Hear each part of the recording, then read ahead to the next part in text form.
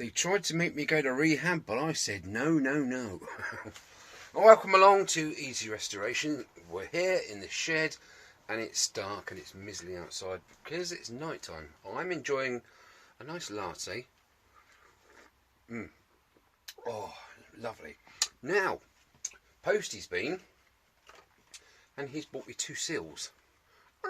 £7.58 for the 2 seals, which go in the housings, the crank seals. No, they're not. They're the seals for the clutch part, so I can get that put back together, can't I? And it's all. I went to. Thank you, Conrad. I took your advice. I went to that place in Andover, the engineering Haley's. Haley's is the name. 2 bearings, 12 quid. Not bad, eh? What are you doing, mister?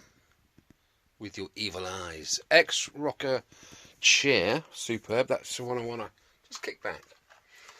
So, yeah, there we go. Let's have a look at these bearings. There we go. There's the old ones. There's the new ones. Can you see any difference? Yeah. I've had the vernier gauge out. There it is. And I have been measuring. They are identical. They are 25 mm internal, 48 mm external, and 12 mm width. So that's all good. Now, I said to the guy, he said, oh, we haven't got open ones. We've only got closed ones. I said, that's fine, because I can just pop out that ring, you see, like so. And he said, oh, can you? I said, yeah, of course you can. So he said, well, it's packed with grease.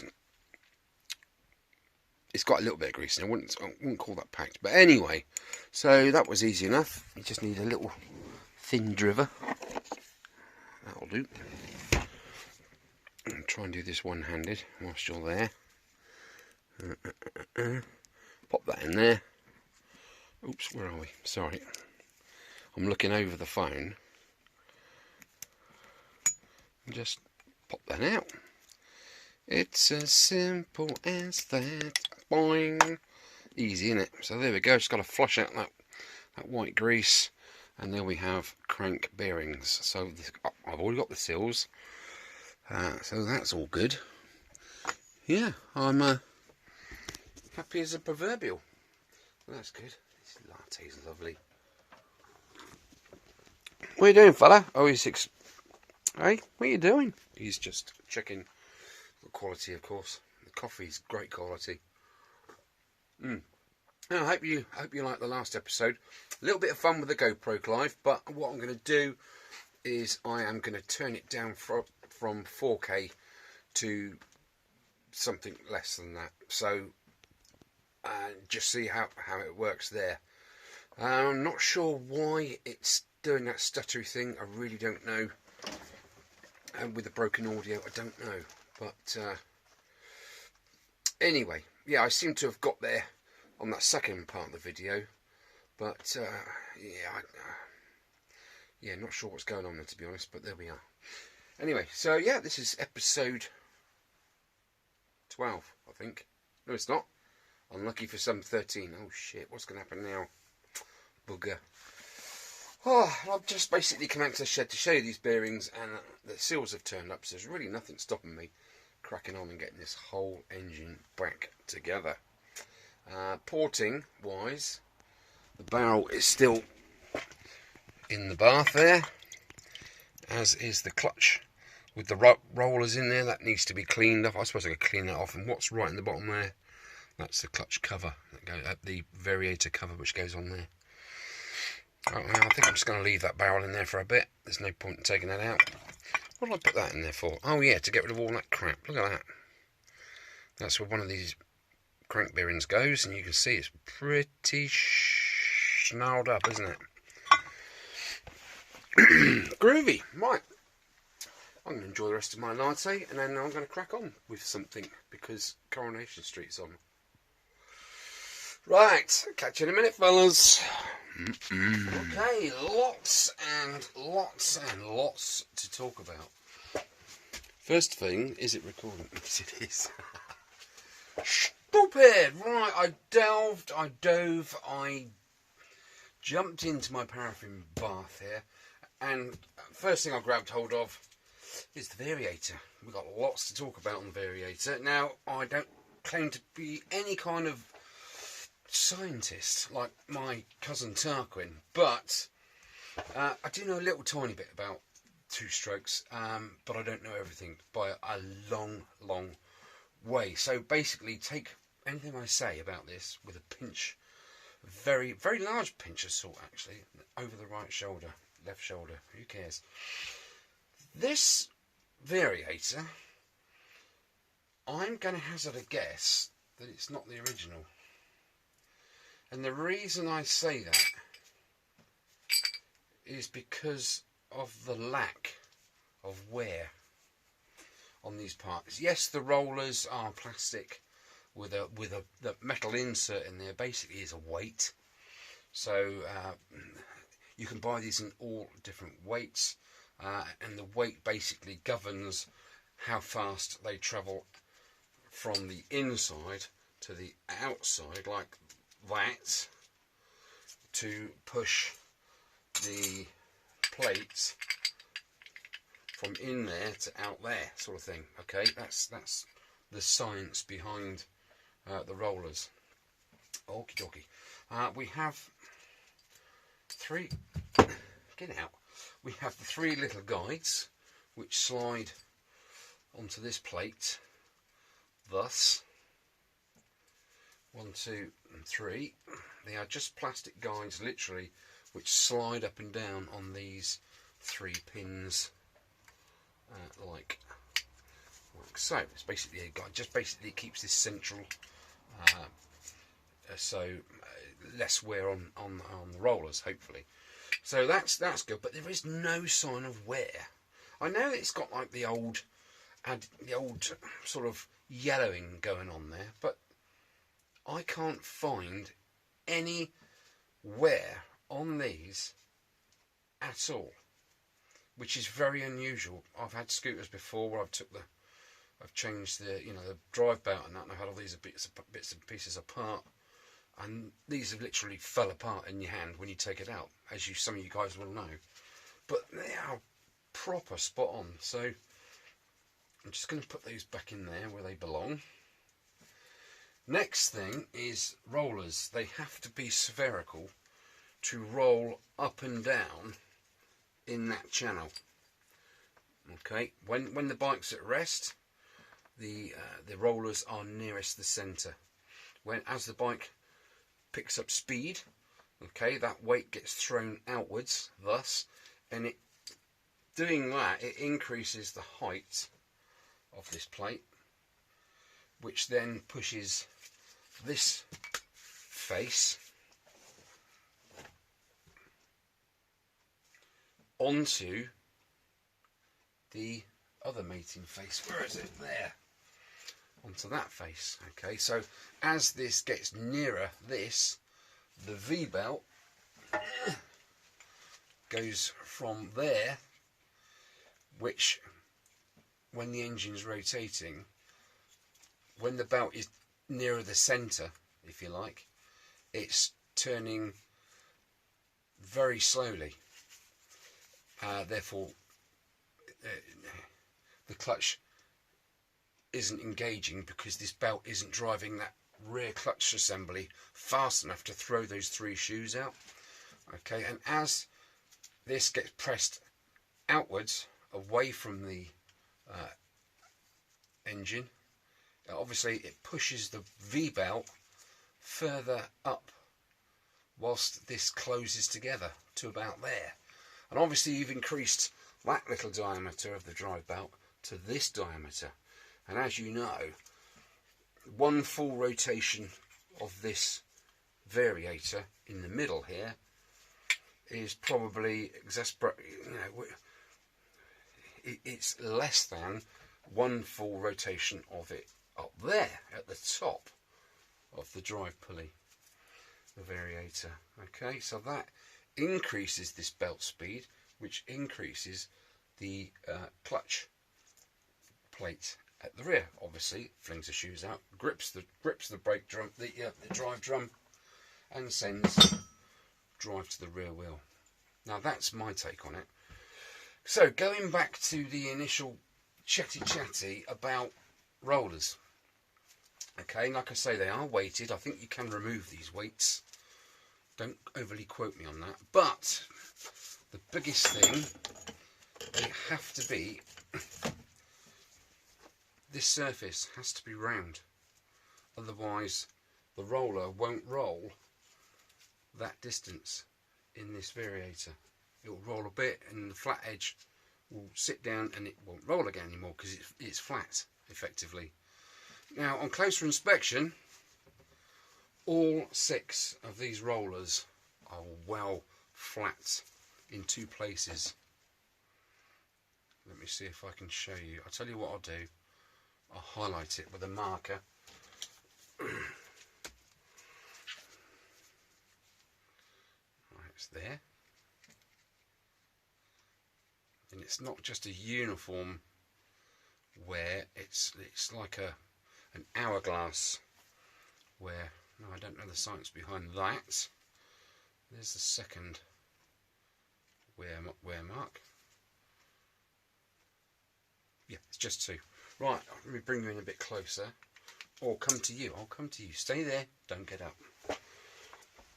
So there we have the sphericalness of this plastic tube, and there, if I turn it sideways,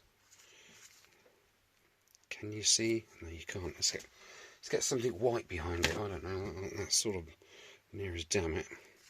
And we'll go round to this side. Just keep turning it, and you can see that where it's rubbing. You can see all those abrasions on there, and you can see how quite literally, mate, how flat that is on there. Again, abrasions. Let me get one that I haven't marked. Just dry it off a little bit. Some are worse than others. They're not all identical for obvious reasons. So there we go. There's that. We'll turn it round. You can see the flat edge coming, can't you? Look at that. Proper. Let's keep spinning it round. No, that's not it. Here it comes. Look at that flat side. So they are basically rubbish.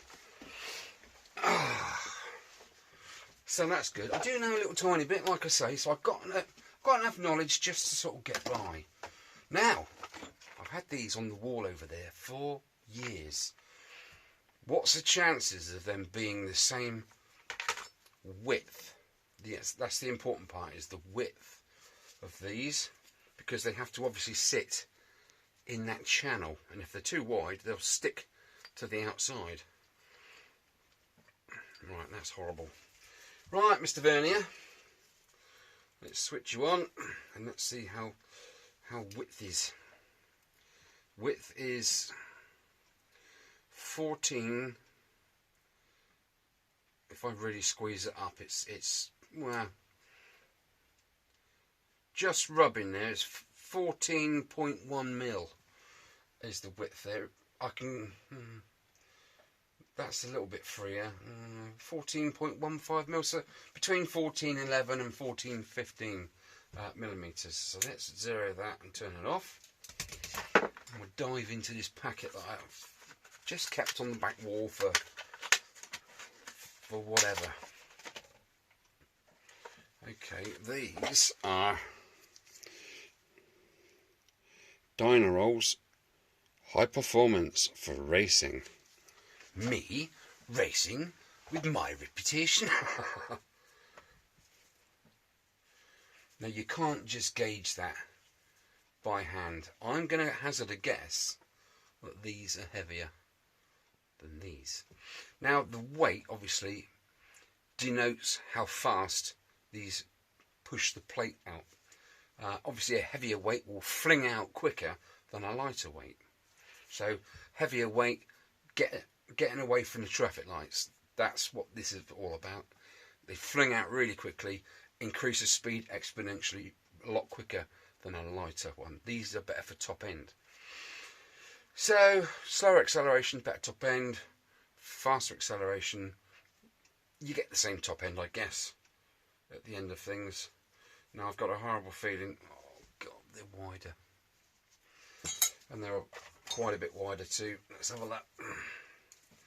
What were we on? 14.11 to 14.15, weren't we? And these are nearer the 17 mil. 17 mil wide. That is a bit of a sausage, isn't it? Because I'm going to have to actually buy some. That's a bit of a pooper. Right, what's the external diameter? These are basically 18 mil, probably 18.5 mil at a push. And what are these ones? Oh, crikey. 19 mil. So they're sort of, yeah, 19 mil. So they're basically just under a millimetre wider in diameter. That's a bit of a fluff. Now, can I chamfer off the sides to make it fit? I don't know. What's this insert all about? Let's have a look. Can I push the inserts out, the weights? Yeah, pretty much. Look, that's coming out of there. Look, let's get my finger in there. Okay, so I could technically, if I wanted to, put those weights in here after I've taken a mil and a bit off of each side. Let's see what the diameter of that is. Okay, they are 14.82. So on a good day,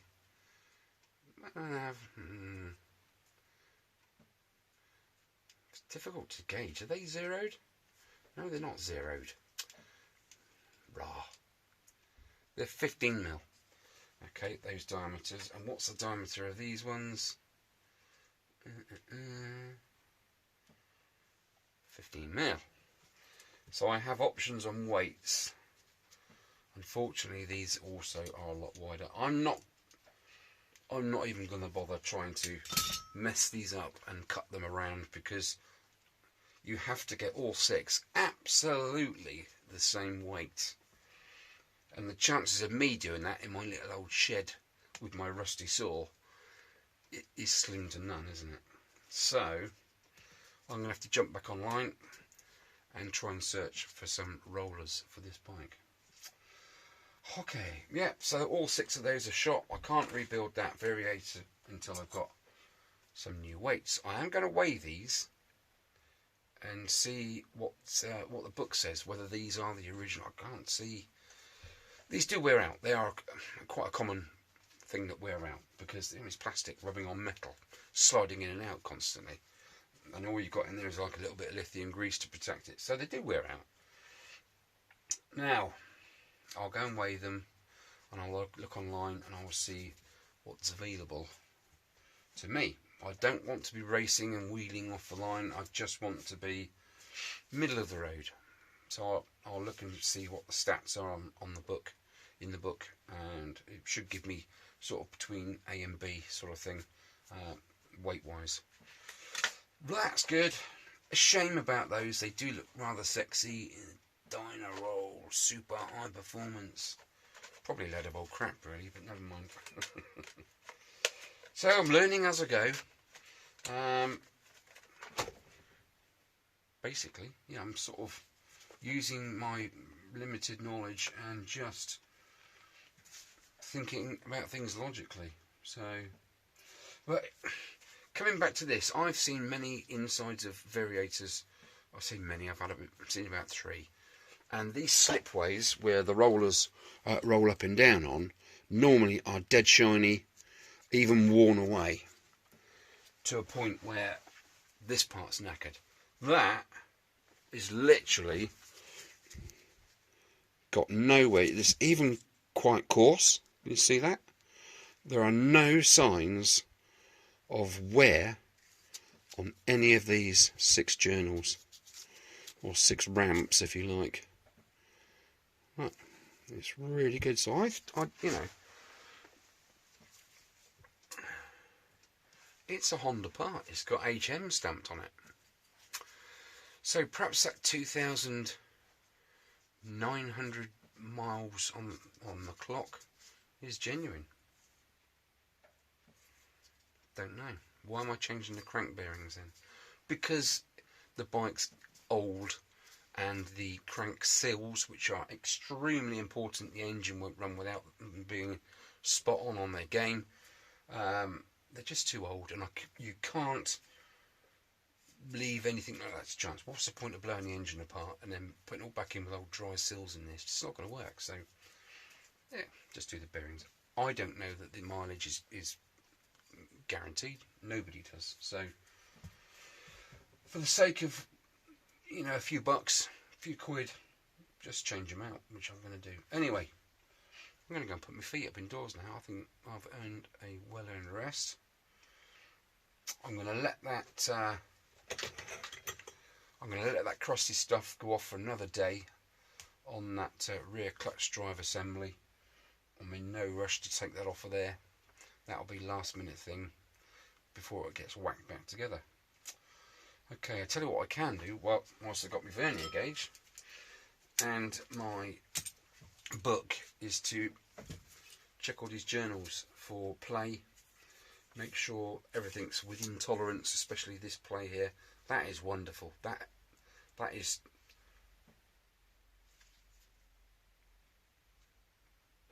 That's literally 1 mil of play. I'm just guessing, but that's it.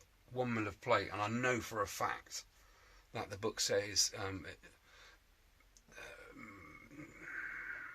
over 2 is max, over 2. So there is no way that's 2 millimeters, not on this planet. So it's looking good, and I've literally got to do that to everything. Okay, right, catch you in a bit. Bored you to death. Are you still awake? Right, just before I go,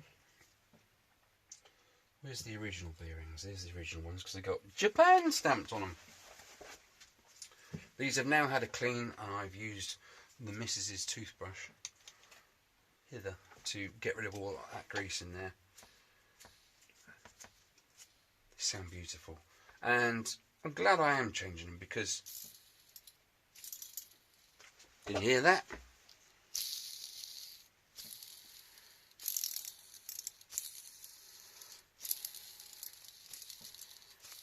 That sounds just horrible, and that was the first one I picked up.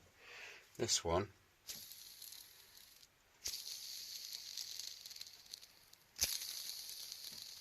Can you hear that? Let me put this one again, the first one, near the microphone. Now the thing is, this is the one that's right next to the talking bollocks, aren't I? Just have a listen.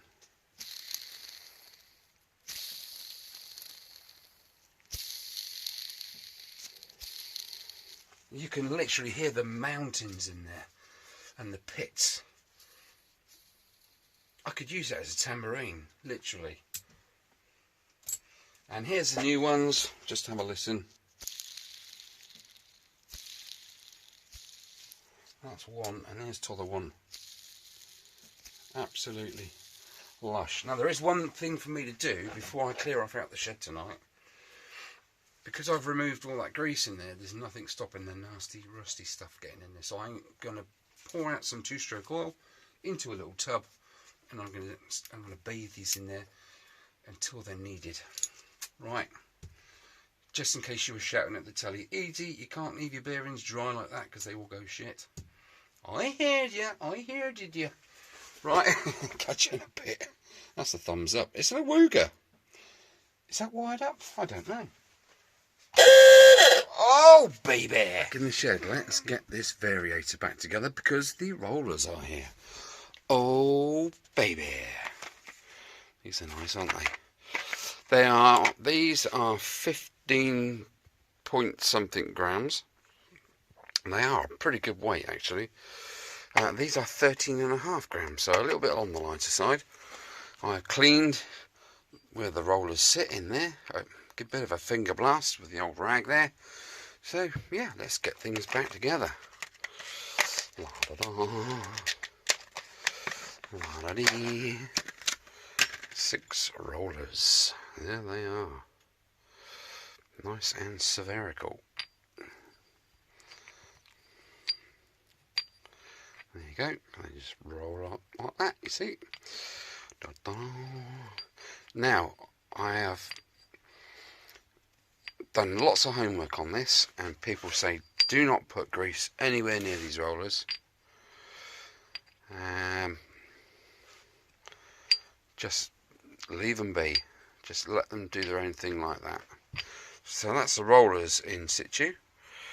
Let me put the guide over the top, because obviously the rollers roll against these edges here, and then as they get flung out, they push these outwards. Okay, right, that's that. Then we put that on there, don't we? I think, like so. Do them screws up. Got a feeling I've missed something. What have I missed? Nothing. Nothing at all. They even say leave out, if you're not putting grease in it, leave out this seal, because that's basically a seal to stop the grease being flung out of this lip here, because that edge sits over that edge. But I mean, this doesn't move, it doesn't slide in and out on there, it's fixed down with them 3 bolts. So I'm still going to put this O-ring back on there. Just a question of running your finger around it, like so. Okay, so let's just pop that back on there. La-dee-da.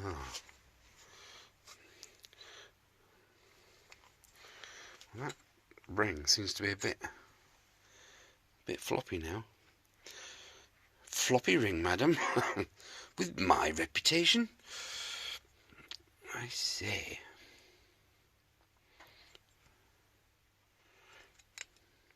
Do you know what? I'm going to leave it out. Sod it.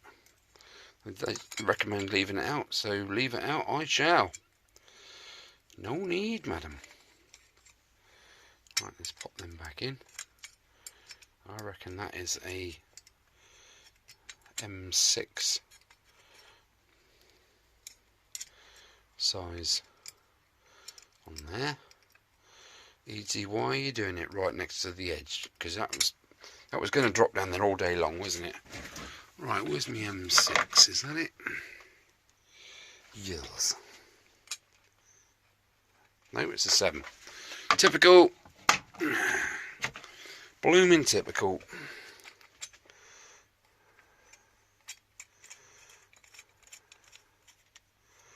Nip these up. There's no real science to this, is there really? It's just easy enough to do, put back together.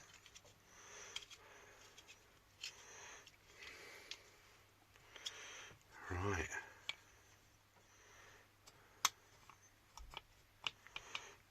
Okay. Right, now that goes on there, like so. I'm just going to put a tiny bit of rubber grease on there, just a smidge, I think, because that needs to slide in and out. Why is that so gritty? Everything's meticulously clean. That shouldn't be gritty.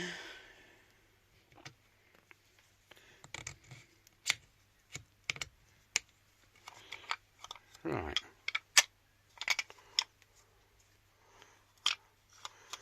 That sounds like I've left something out.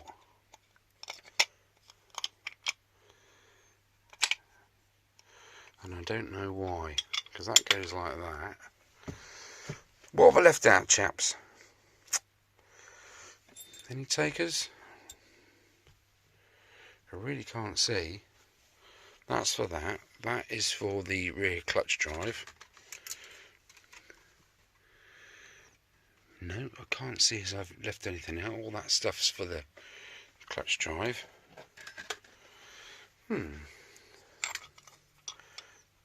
Just seems very... I don't know, it's probably right, isn't it? Yeah. Okay. I think it's just me being a bit of a Bit of a weirdo. Right, well, it's back together, isn't it? So that's that. That sits on there, like so. And as the weights, that starts off like that, doesn't it? So the belt's right here. And as the weights fly out in here, they push against this plate, close up the gap, driving the fan belt, well, the belt, drive belt from in there to out here, which is larger diameter, so therefore more turn, faster turn to the rear wheel. So that is that. Okie dokie. Next I am going to pop the bearings in. They've been soaking long enough, haven't they? Or shall I just get that clutch thing back together? I don't know. We'll wait and see. Answers on the postcard.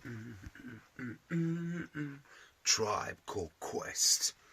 Can I kick it? I flipping hope so. Right, it's back in the shed. Right, let's get the ball rolling. This engine needs to go back together, because it's just taking up the whole of the workspace, isn't it? I have had a tidy round, as you can see. All the old towels that have been in the wash and clogged up the washing machine with oil and grease. Lovely jubbly.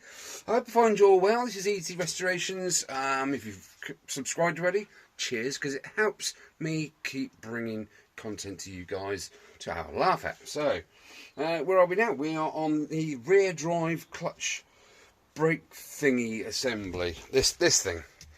I've got all the clips back on there. I'm just in the process of putting these really easy to get on springs on. Rare, really easy. Absolutely easy. Yeah, not. Anyway, what I'm doing is I'm putting the long end in there, like so. So you're left with that situation. And I'm getting my long nose, and I'm going through there, and then round the end of this, and then I'm just going like that, and they pop in. So, really, it is easy, isn't it? Let me get this off my face. Oh.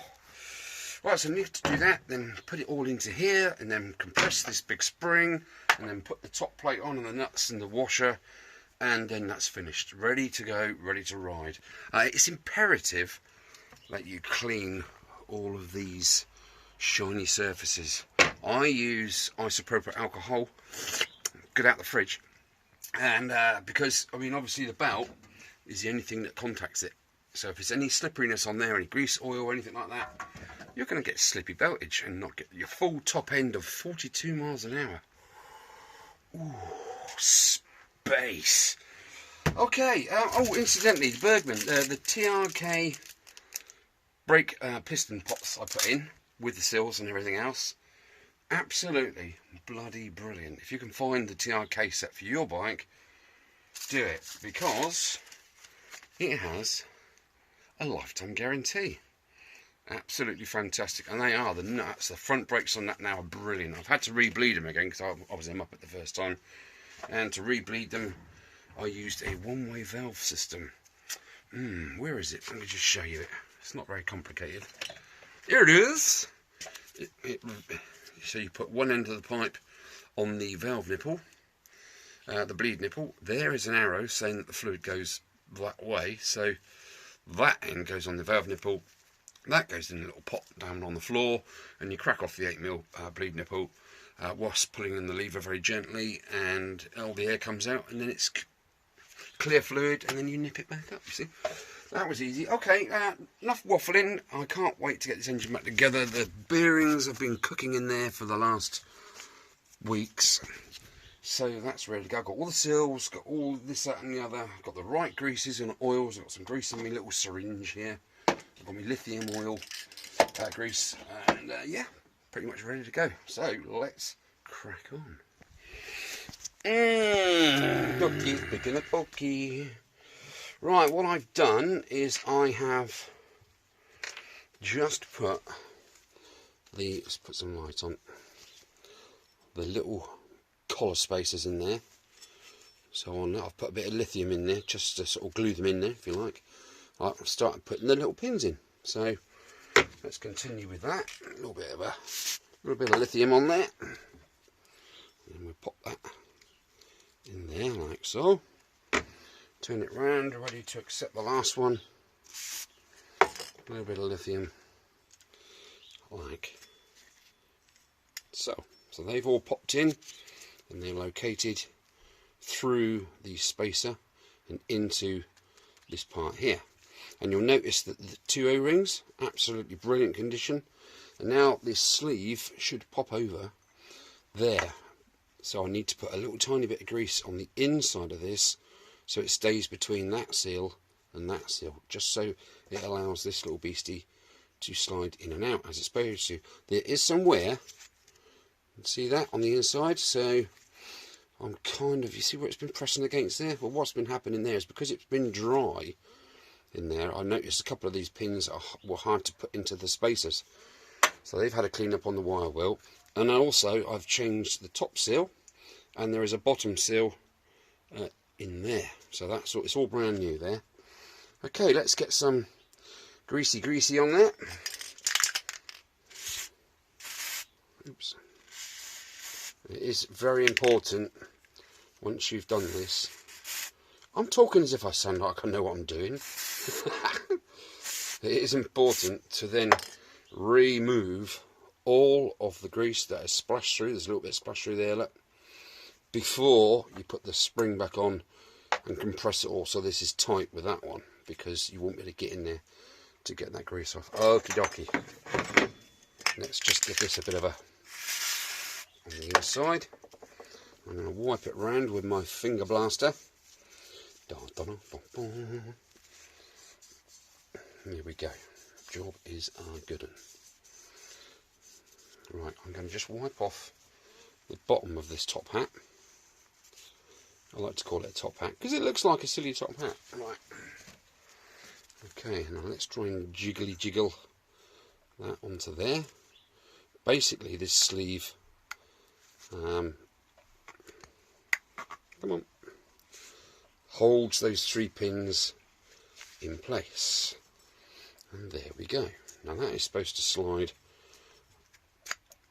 Oh, beautiful. That's better. It was getting stuck last time, wasn't it? That's better. Oh, that's a lot freer than what it was. Beautiful. Right, I'm overly happy with that. So now I'm just going to get myself a bit of IPA. There we go. IPA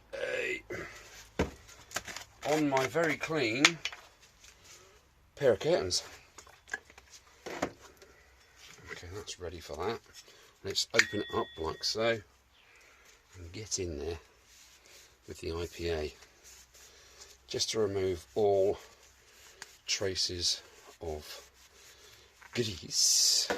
Okay, so now this surface is contaminated, so we'll turn that inside out, and then we'll do the upper side of that.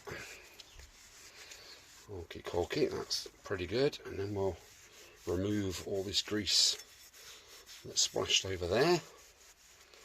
That's jolly cool. There's some still in that hole there. That's not good. Let me try some. I've got some electrical cleaner. Oh, brake cleaner, that'll do.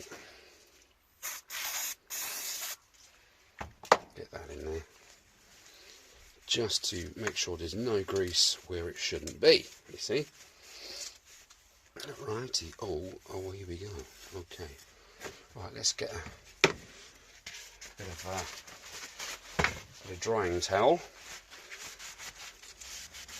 Yeah, this is final drive grade drying towel, so you know, you've got to do it, haven't you? It's got to be done.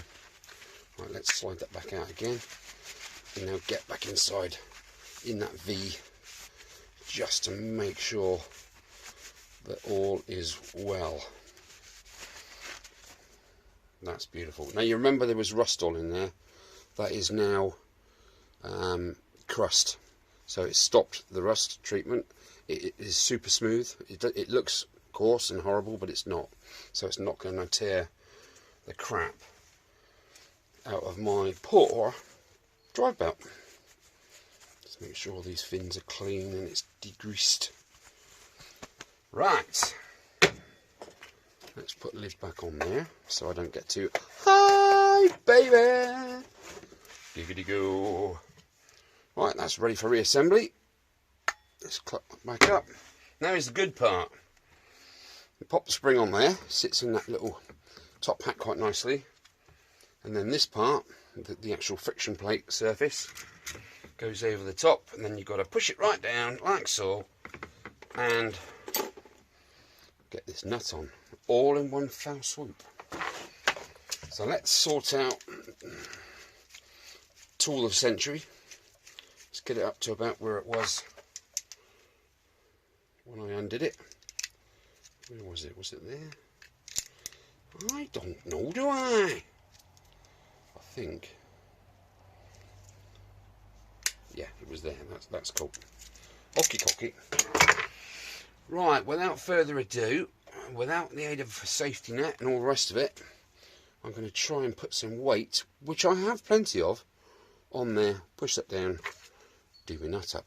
Right, are you ready for a giggle? Okie dokie. Now there's probably a really easy way of doing this, but I don't know what that is. Okay, right, we're on.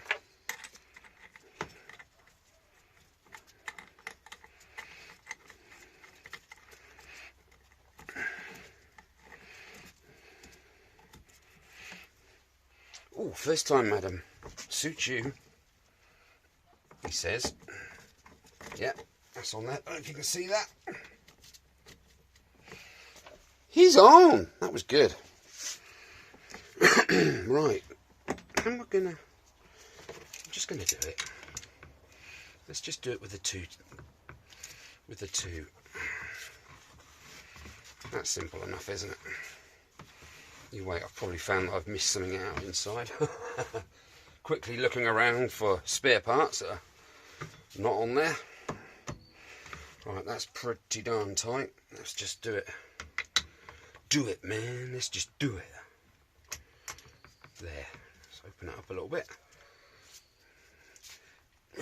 Don't want to squash it. Clamp it on. And then we can properly get some leverage. Yeah, that's 40 foot-pounds. Jobs are good. When you know, you just know. I mean, that's tight enough. That's how much effort it took me to remove it. So there is the drive assembly, ready to put one side and then crack on with the rest. Crankshaft. All bearings first, seals, crankshaft, all the gearage. Put the two cases together. Gaskets, sealants, bit of luck, a little dash of luck, and we're getting there. Be able to get that engine on the wheel, on the main stand, and then crack on with the frame. Cool. Don't try this at home, kids. Right, I hope that's now recording. Okay, right, quick update on the tendinitis. It is tendinitis, it's been confirmed. Naproxen I am taking. I am prescribed naproxen, and as you can see, I have use of all my digits, so that's good. I have to take 2 a day. If I miss one, wake up in the morning, fingers throbbing like a bugger and you can't move it, and blah blah blah. So that's good. I am on medication for that, so that allows me into the shed. I've not been in here for a while because of this, so that's good. Okay, now I've got a bit of a dilemma here. Here are the parts. This is the main engine housing, if you like. There is the other side of the crank housing. Now, do I put the crank in there and then put that on the other side thus, and then do the gearbox end, or because if I put the crankshaft in first, I think I'm answering my own question here. I'm going to have a big end of the crankshaft sticking out there and a big bit sticking out here, almost, probably not really, and that will be where I'll be rotating this round and round to get this piece back into situ. Thus, would it be easy just to put that bit on first and then do the crank end? I don't know. I think I'm going to rebuild this gearbox end first and then tap these bearings and so on and so forth into there. Now, this main part, we have to sink the oil seal into there, facing this way, the crank way. So the blank side is on the other side. Okay, that goes in there, and then we pop a bearing in this aperture there, using an old bearing sat on top. Just tap it in gently. So that's that one out of the way. And again, this one, the bearing just sits in there like so, and then the crank seal goes in that way. So it's effectively that part there is facing the crank shaft to keep the pressure in. I haven't got my flipping light on, have I? Stupid boy, like so. So it keeps, when it compresses and bangs, the pressure is kept in by that seal. You see, it doesn't. If I put it that way, pressure's going to come past there, and I'm going to lose compression. So stupid boy. Now I do know, because I have read the Bible, that has to be knocked in. So it's 3 millimeters down. Now I'm just going to open this book up in a sec and just double check that I did read it right, because there's no point in just starting something like that and then finding out that you're a prat. There's all that. That's why I knew a little bit about it, because my mate Andy sent me this book. I think it's there. So yeah, it's all good. This gives me images of what it should look like, which is nice. So there we go. Ramp. Oh, it's a ramp plate. Okay, of course it is. What do I call it? I don't know. And that's how that all should be. Right, where's the crankshaft? I think it's probably the other way now, my luck. As is. So yeah, I'm really looking forward to getting that barrel back on with that new piston and the new rebore. So yeah, that's jolly spondicious. Yeah, let's go back to the other way. Couple more pages just to make sure. Yeah, other way. Right, where were we? About here somewhere, wasn't it? Okay. Now it did say, do you remember I had to pull this gear off? I had to use a special puller, didn't I? But which I didn't have. So I've made my own up. So I'm hoping it just pops back on and just taps in place, as opposed to needing a special tool. Now, this kind of thing, when you're doing a rebuild on this kind of stuff, engine, it doesn't matter whether it's 2 or 4 stroke, it needs to be meticulously clean in your workspace. So, you know, if you haven't got a clean workspace, I could suggest that you break into your local hospital and go into one of the operating theatres and set up working there. I'm joking, okay? Don't moan at me down below. Okay, right, I found the crank. Install. There we go. So that part is effectively not that. That's the git. That's that, isn't it? So that's kind of looks like that.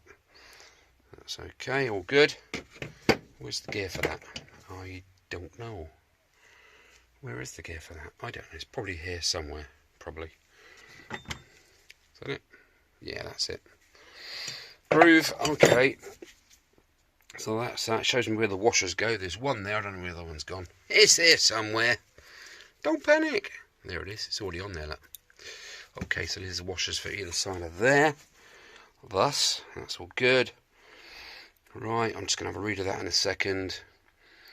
That's sort of what it should look like when I've finished. Okie dokie. Right, now crankshaft. Oh, drive shaft removal. Well, I don't need removal. I need replacing. Transmission bearing replacement. Yeah, I've done all. That's all done. Check left crankcase. Crankcase drive shaft. I'll put my teeth in a minute. Bearing oil seal and final shaft bearing for damage. Yeah, that's all good. Okay, there's lots of this slidey hammer nonsense going on there. I don't do that. Right. This is to drive the new bearings in and so on and so forth. What's this? Transmission assembly. Insert the drive shaft into the drive shaft bearing in the cover from left to right. That's got a puller assembly, which I have here. Here's my puller assembly. Thrust washer, final drive gear, dowel pins. Yeah, okay. It's all looking good. I will have a proper read of this. Tells you what the oil should be and all the rest of it, so that's good. Where's the business end? Here we go. Cranky McShafty. Okie dokie. I'm going to have a really good read of this in a second, because you don't want to miss anything here. So crankshaft inspection. Yeah, I've done all that already. It's 0.0. No, it's 0.02, and I think the clearance is The service limit is 0.7, so we're way in that. 0.2 it is, sorry, not 0.02 is 0.2. Oh, hang on. Oh yeah, mil. It was in mil. It wasn't imperial, it was metric. Right, that's all done. Okie dokie. Now, apparent bearing replacement. Caution, always replace crankshaft bearings with new ones whenever the crankcase is separated. Remove the crankshaft bearing from the crankshaft. Done that. Discard the seals from the right and left crankcases. Drive out the crankcase bearings. Done that. Drive in new bearings into the crankcase. Okay, so that's why I don't need a puller or anything to funny around with that. That's all good. This is all done because it's all meticulously spotless. Install the crankcase into the left crankcase first. Okay. There is some sort of puller assembly going on. I suppose it's just pulling that into the bearing, isn't it? Again, I'm going to use might even use a Timmy mallet up there. Okay. Sorry if this is boring, chaps. Install new gasket and dowel pins into the crankcase mating surface. Okie dokie. And then use another type pullery thing. No, I don't think I will. I'll use my equalizer. That should do that. Okay. Here we go. Here's that crank seal. So effectively, that is that. Effectively like that. So the bearing's nearest to me on this side, and to the other side, I've got to tap that seal in 3mm. See, I do remember things now and again. That's not bad. Okay, so that I knew I'd read that somewhere. Torque it down to torque. I could actually use my new little baby torque thing there, can't I? Just behind there. And then it's on to up the loft, get all this gubbins out and throw it on the bike. And this is actually for a earlier model bike. This is up to 85, I think. Yeah, there it is. Right, okay, so I was right about that. Seal 3mm down. I'm going to use a socket the same size as this seal out diameter to tap it in. Don't use a socket that's smaller because you could damage the internal part of that seal, rendering it absolutely flipping useless. Which isn't any good, is it? Just going to crack on. I'm going to do the gearbox in first. Got new gaskets and everything for that, so that's good. Reassemble all that, get that bolted back together. And another reason is if I'm banging around on here trying to get the crankshaft in there, you've got a big step there with nothing in it, so it's going to be going sort of all over the place. And fitting that part will level it up, so it's all a flat surface. Another little top tip is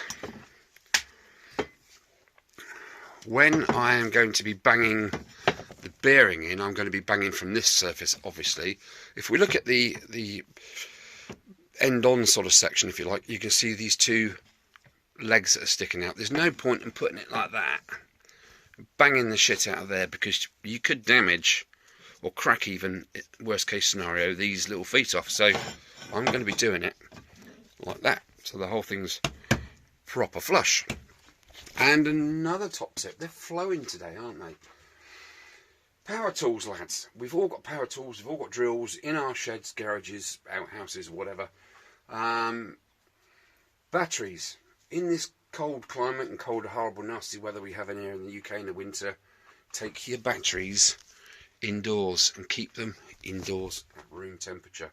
It will prolong the life of your battery. I have this little malarkey parkside type thing I use to do the chuck up and undo it, and I charged the battery up a few weeks ago, popped it out, popped it in there, come back the next morning, pressed the Tesla battery button on there, and it was like red, and within sort of 2.5-3 hours indoors, come out, plugged it back in, and it was green. So that just shows you that the coldness will kill your batteries, so take care of those. Right, I need to crack on with this. Wish me luck. Ow, my finger. Woo! This ain't no heartbreak anthem. I don't care what happens. I ain't got no time to dwell on it. Come on, girls. Giggity goo. Okay, I've reassembled the gears into the gearbox and the final drive shaft and the lay shaft, and now I need to just put this part on thither and beat the monkeys out of it. But first, we need a gasket. So let's get ready to rumble. Stanley's in here somewhere. It's not Stanley's, it's mine.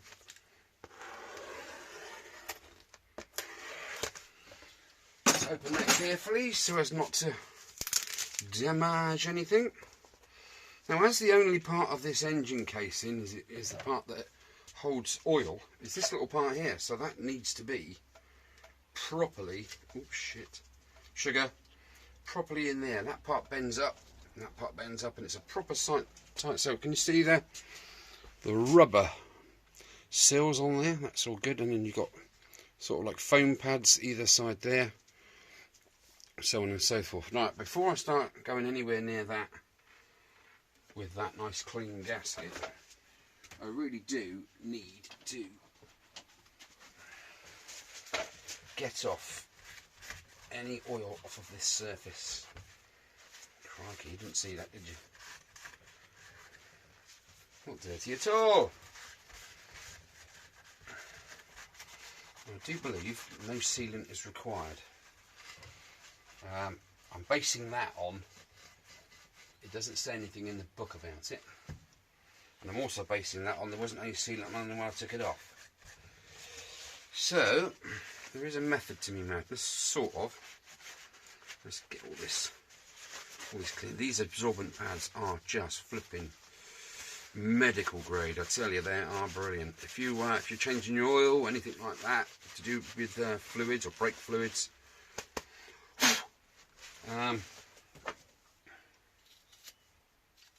be gone.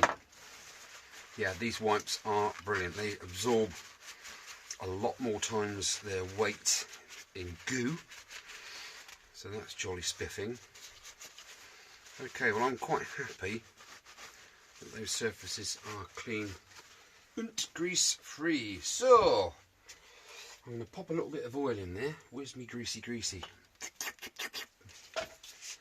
Let's oil that bearing. Put a little bit of oil on there, because this sort of sits, it's not actually a bearing that sits into. It's just an hole with a slot for the oil to go into. So give it the best chance, best start. Like so. I'm just going to give it a liberal blur. There we go. Right. Uno gasketo. Just rub my jeans. Okay, right. So that has to go that way on those two dowels, and then that bit gets pushed into there like that,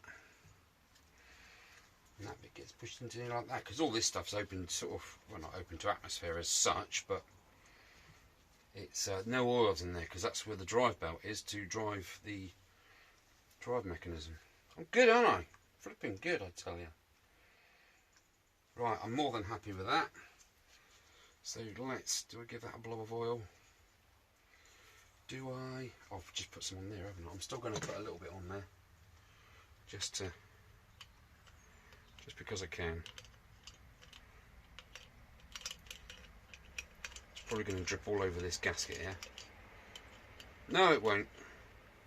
A little tiny bit in there. Okay, so in one foul swoop, get it like so, and then you've got to get them sills in that gap as it goes together.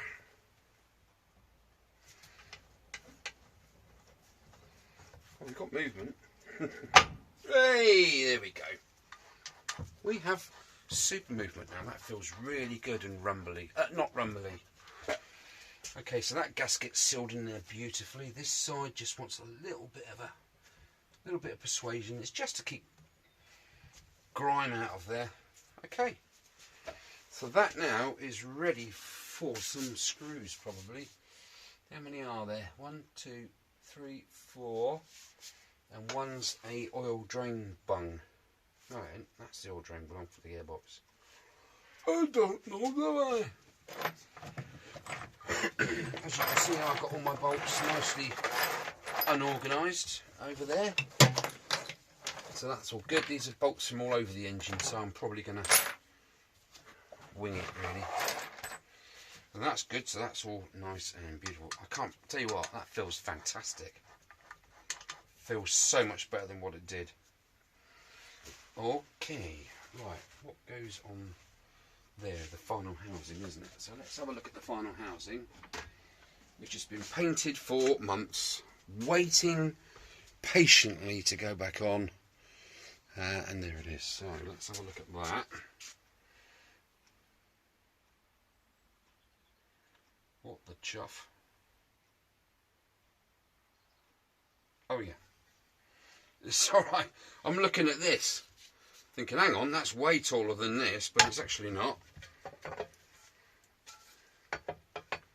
It does actually hop on there very nicely. Oh, there's dowel missing out of there.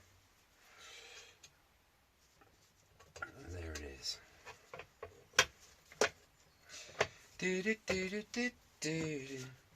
Right, that's that. So what am I looking at? I'm looking at, is that 1, 2, 3, 4, 5, 6, 7, 8, and one at the front, 9. So if I now remove this, as easy as it is, oh for goodness sake, it's stuck. Let me pull. Right, as if by magic, there you have it. Now I've just learnt something now. To get this housing off of there, you have a little tab, arse end. Can you see it? There's a little tab there, look. And you have a little tab, front end. So you just put one finger under there, one finger under there, and it just literally lifted off so easily. Right, let's put that back over the bar. So those 4 bolts there are on the external housing. So I need to put in this one, this one, this one, and those 2 in the middle.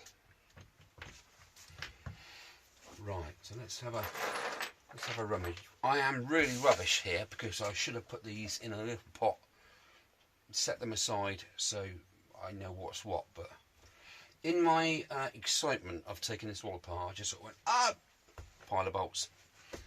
I did actually put a pile of bolts up here, didn't I? I'm pretty sure that's the 1, 2, 3, 4, 5, 6, 7, 8. That's the engine casing bolts. Have I done any more up there? I should know, but no, I haven't. So they are pretty much here. Well, let's rule some out. That's not a bolt for there. That's not a bolt for there. That's not a bolt for there.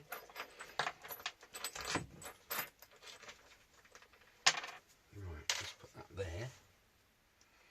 That's not a bolt from there. Did I buy a new engine set bolt for this? I can't remember. It's been that long. I seriously can't remember. I know one of these bolts has like a little bleed hole in it, which goes in the bung hole. The bung hole.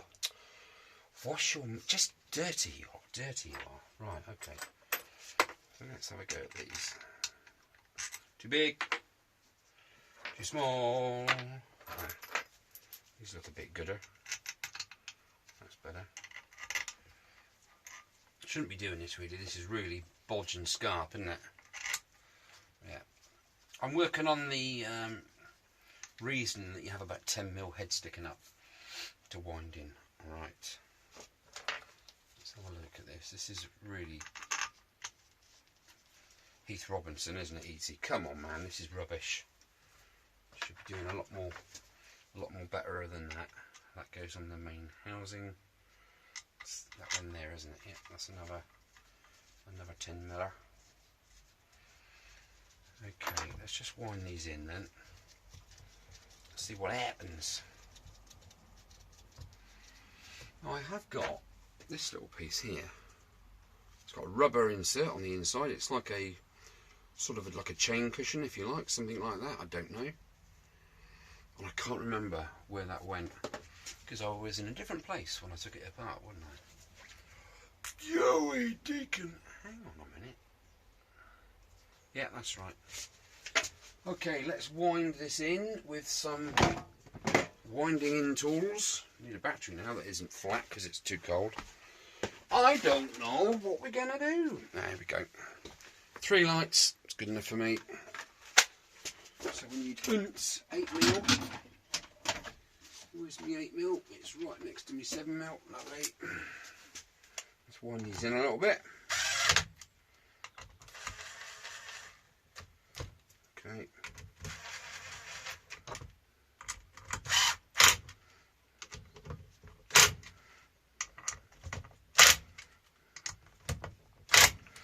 Okay, they feel really good. I think that is the drain screw there, definitely, because it's right at the bottom of where the oil sits in there. So I'm going to leave that one for a second. What I am going to do is literally pop something in there just to stop any oil coming out that I've just put in. Let's do that.